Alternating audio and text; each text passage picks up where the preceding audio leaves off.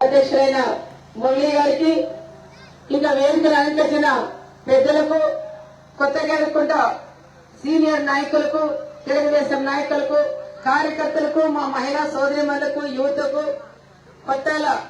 కొట్టాల మాదాపురము, కొత్తగా ఎదుర్కొంట 3 గ్రామాల నుంచి చేసిన నాయకులకి అందరికీ కూడా పేరు పేరున నమస్కారాలు కూడా తెలియజేస్తున్నాం.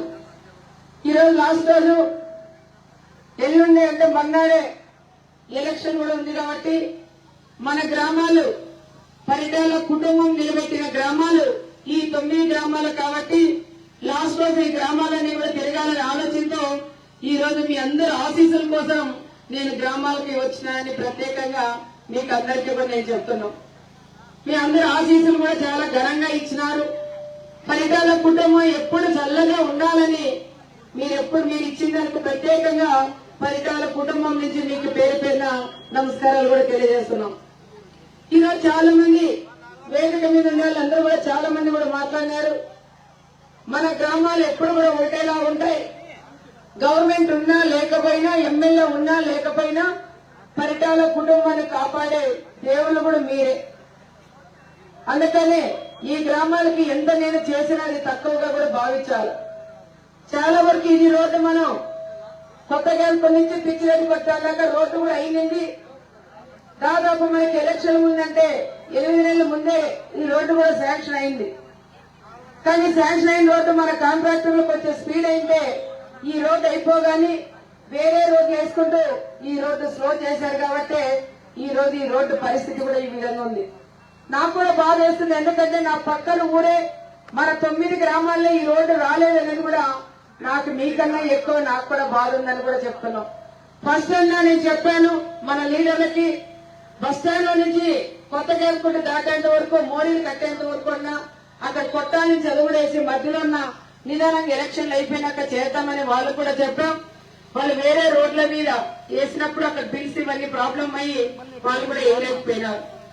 కానీ ఇప్పుడు నేను ఒకటే మీకు మాట ఇస్తున్నాం, తప్పకుండా మన ప్రభుత్వం వస్తేనే మన రామగిరి మండలంలో మొదలు పెడితే మన కొత్తగా ఎదుర్కొంటూ రోడ్డుతోనే ఫస్ట్ స్టార్ట్ చేస్తానని ప్రత్యేకంగా ఇప్పుడు ఉన్న వాళ్ళందరికీ కూడా నేను పేరు పేరున కూడా తెలియజేస్తున్నాం. దీంతో పాటు కూడా రామాలయం కూడా అడిగారు.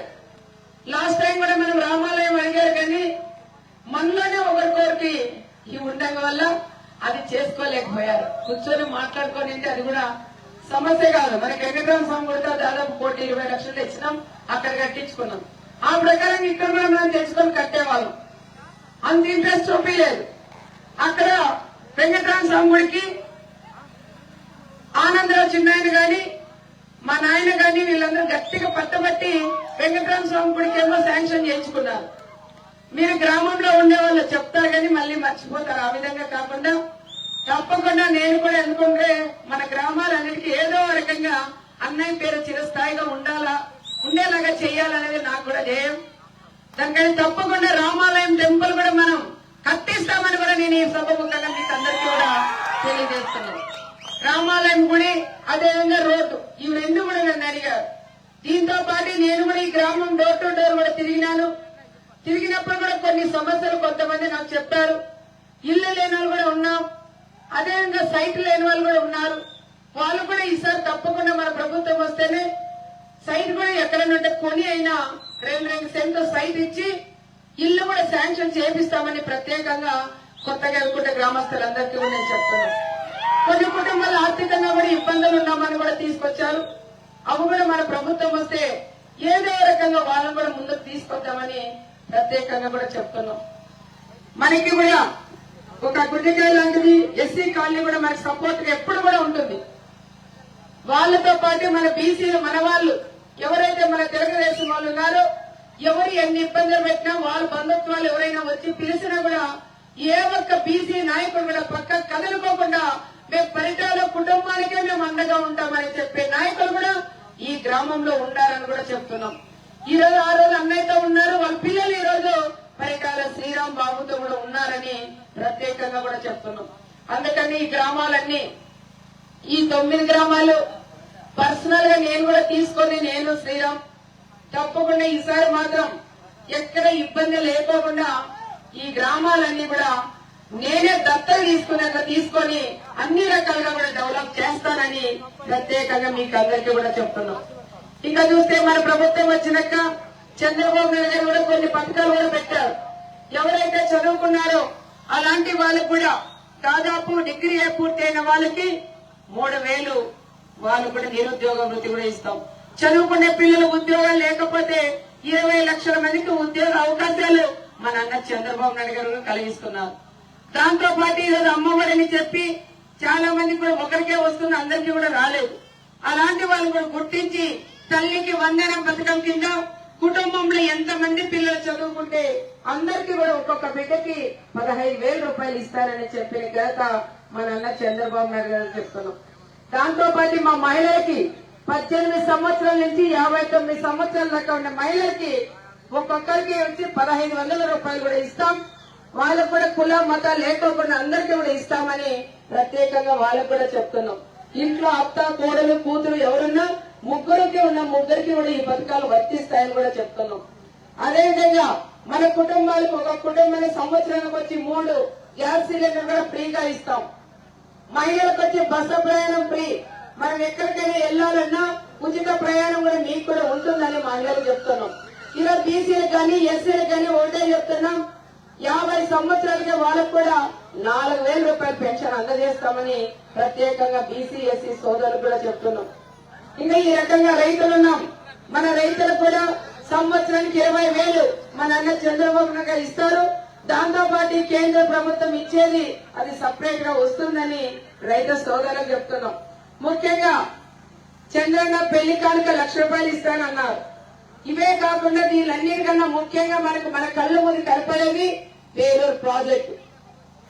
ఈ పేరూరు ప్రాజెక్టు అనేది మనకు వస్తే తప్పకుండా ఈ ప్రాంతంలో ఉన్న రైతన్నులందరూ ప్రభుత్వం మీద వచ్చే రేట్ల మీద ఆశించుకోకుండా మంచి పంటలు పెట్టి బంగారు పంటలు పండించే రైతన్నులు ఈ ప్రాంతంలో కూడా ఉన్నారు. కాబట్టి తప్పకుండా వచ్చేది మందే.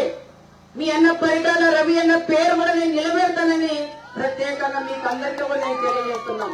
పేరూరు ప్రాజెక్ట్ కట్టి పూర్తి చేస్తాం. అదేవిధంగా సోమరవనపల్లి రిజర్వాయర్ కూడా పూర్తి చేయిస్తాం. ఆయన సైకోరెడ్డి నేను చెప్తున్నానంటే కొత్తగా ఇక్కడ మాదాపురంలోను నసలకోట్లో ప్రాజెక్టుకి నేనే నీళ్లు తెచ్చాను, నేను నీళ్లు ఇచ్చేయడం రైతు రావయ్య పెద్ద మనిషిలో పేరూరు పోతున్నారు. కావాలంటే అందరూ వెళ్ళి నిలేసి రావయ్య పేరూరులో నీళ్లున్నాయి అని ఒక్కసారి నీకు కళ్ళు అప్పగించి నువ్వు చూడవయ్యా అని ఆయన కూడా అడగాలని కూడా ప్రత్యేకంగా మిమ్మల్ని కోరుకుంటున్నాం. నేను ఈ మాట అంటేనే పోలీసులు కూడా టెన్షన్ పడతారు, అక్క నిజంగా అందరినీ ఇక్కడ పంపిస్తుందేమో అని. దానికని ఎందుకంటే నోటికి వచ్చినట్టే పచ్చి అబద్దాలు తప్ప ఒక్కటి కూడా ఆయన నోట్లో నిజాలు అనేది రాదు. గోల్డ్ మైన్స్ ఓపెన్ చేశారంటే 2,000 మంది 2,500 మంది ఉద్యోగాలు చేస్తున్నారంట. మరి ఇక్కడ ఉండే రాంగీర్కి వెళ్తున్నారా? ఎలా మూగల్లో కట్ల ఉన్నారు కొత్తగా కొట్టాలంట. మాకు రావా తినలేదా? ఆడోళ్ళు అట్లా ఉన్నారు, మగోళ్ళు అట్లే ఉన్నారు. రామగిరిలో గోల్డ్ మైన్ ఓపెన్ చేశాను, 2,500 మందికి ఉద్యోగ అవకాశాలు ఇచ్చారంట. ఆయన బుద్ధుండే వాడైతే మాట్లాడతారా? కనీసం తెలీదా? అదే రామగిరి మీద వస్తాంటారు పోతాంటారు, అది ఓపెన్ అయింది. దాంట్లో ఉండే మొత్తం అంతా కూడా మరి 200 కోట్లకే అమ్ముకున్నాడేమో తెలియదు. ఆ విధంగా ఆయన అమ్మేసుకున్నారు కాబట్టి వాళ్ళ కార్యకర్తలు ఆ విధంగా చేసుకున్నారు కాబట్టి నోటికి వచ్చినన్ని అబద్దాలు చెప్తారు. ఆయన ఎందుకంటే ఆయన వెళ్ళిపోయే ఇంకా ఇంటికి పంపించి ఆయన గురించి మనం మాట్లాడి కూడా వేస్ట్. ఏది ఏమైనా పేరూరు ప్రాజెక్ట్ పూర్తి చేపిస్తాం. సోమనాథపల్లి రిజర్వాయర్ కూడా పూర్తి కూడా చేయిస్తానని ప్రత్యేకంగా మీకందరికీ కూడా పేరు పేరున నమస్కారాలు కూడా తెలియజేసుకుంటూ ఈ గ్రామాలన్నీ అభివృద్ధి కూడా చేద్దామని మరొకసారి మీకు చెప్తున్నాం. ఈ రోజు వైఎస్ఆర్ సోదరులు కూడా ఒకటే కోరుతున్నాం, పక్కన గట్టి కాయకేస్తేనే పరిటాల సునీతమ్మ ఇంటికి వస్తారు. అందుకని దయచేసి ఇప్పుడు ఇంత ముందు నుంచి కూడా అక్కడే ఉన్నారు. ఇప్పుడైనా మీరు కూడా కొంతమంది అన్నలు వచ్చారు. ఇప్పుడైనా మీరు కూడా తెలుసుకొని ఏ కుటుంబం అంటే ఈ గ్రామాలని అభివృద్ధి చేస్తుంది, ఏ కుటుంబం అంటే చాలా మంది పైకి వస్తారనే విషయం ప్రత్యేకంగా వైఎస్ఆర్ సోదరులు కూడా గుర్తించి మీరు కూడా మా పక్కకొచ్చి మా సైకిల్ గుర్తుకు ఓటు వేసి వెయ్యించి గెలిపించాలని వైఎస్ఆర్ సోదరుని సోదరిమణులందరినీ పేరు పేరున వాళ్ళు కూడా నేను కోరుకుంటున్నాం. రేపు ఈ నెల 13వ తారీఖు ఎలక్షన్లు ఉన్నాయి. 13వ తారీఖు మాత్రం తప్పకుండా అనంతపురంలో ఉండేవాళ్ళు కానీ బెంగళూరులో ఉండేవాళ్ళు కానీ ముందు రోజే పిలిపించుకొని ఉదయం 6 గంటలకే క్యూలో ఉండి ఓటంతా కూడా 11 గంటల పూర్తి స్థాయిలో మీరు వేయించాలని కూడా నేను కోరుకుంటున్నా. ఈ 2 మన నసనకోట పంచాయతీ, మాదాపురం పంచాయతీ నుంచి నేను దాదాపు 2500 దాకా మెజార్టీ నేను కోరుకుంటున్నాను. తప్పకుండా అంత మెజార్టీ కూడా ఇవ్వాలని ప్రత్యేకంగా మీకు అందరికీ కూడా పేరు పేరున నమస్కారాలు కూడా తెలియజేసుకుంటూ, మరొకసారి ఎమ్మెల్యేగా మీ గ్రామానికి వచ్చి మీ సమస్యలన్నీ కూడా తెలుసుకొని మరొకసారి అంతా కూడా మనం చేద్దాం. మన్నా జరిగేదానికి మాత్రం ఇంతకు ముందు మురళీలు అన్నట్లు గొడవలు ఖర్చులు మనకు అనవసరం. వాళ్ళు వస్తారు బూతులో తీసుకుంటారు, తిరిగి వెళ్ళిపోతారు. వాళ్ళ గురించి కూడా మనకు సమస్య లేదు. కానీ మనం మాత్రం అందరూ కూడా కరెక్ట్ గా ఉండి అప్రమత్తంగా ఉండాలి.